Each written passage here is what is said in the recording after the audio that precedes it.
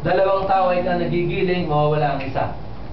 Dalawang tao na nagtatrabaho sa bukid, biglang mawawala yung isa. Yun po tinatawag na rapture. Ano po? Ngayon, kung tayo man ay makaranas, bago dumating ang rapture, tayo ay mamatay na physical. Ang pinapangako ng Biblia sa atin, kung tayo nakipag-isa kay Kristo, tayo ay hindi nahahatulang maparusahan na mapunta karon sa impyernong sinasabi. Nilipat na tayo sa buhay na walang hanggan mula doon sa kamatayan. So kahit na mamatay ang ating pisikal na katawan, tayo may pag-asa na tayo mabubuhay doon sa walang hanggan, doon sa pipiling ng Diyos sa langit.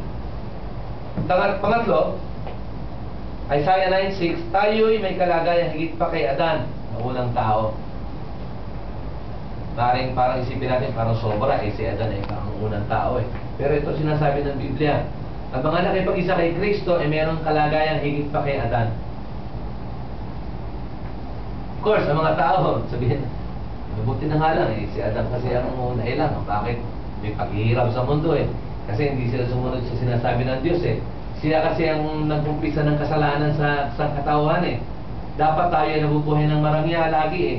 Kaso dahil sa kasalanan nila ni Eva at ni Adan, kaya tayo ay merong kamatayan. Kaya tayo may mga pagkakasakit. Kaya kailangan magtrabaho tayo araw-araw para kumain. Dati halos ang mga nangunguha lang sila ng pagkain. Of course, nararanasan din yan ng mga nasa mga bukid-bukid. Ano? Andyan lang ang mga punong kahoy at mga ganon-ganon. Ganun pa man, andun pa rin ang pagkakasakit. At andun pa rin ang limitasyon ng tao. Na pag 70 ka na, o 100 o 120, ikaw ay mamamatay na. Yun ay dahil sa bunga ng kasalanan. Si Jesus na ating tagapamagitan sa Ama ay mas higit pa sa unang Adan.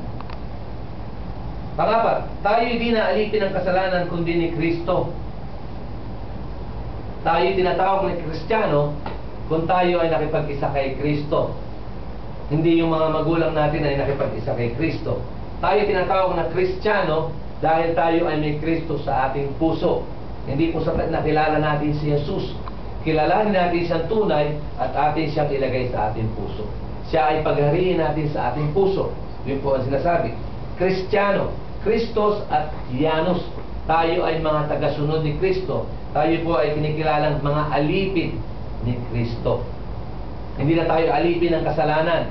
Of course, kung hindi mo masyadong napapansin yun, hindi mo masyadong alam, akala mo natural lang sa mga Kristiyano lagi may kasalanan. No. Kapag tayo ay tunay na Kristiyano na, dapat mas marami tayong kabutihang nagagawa. At dapat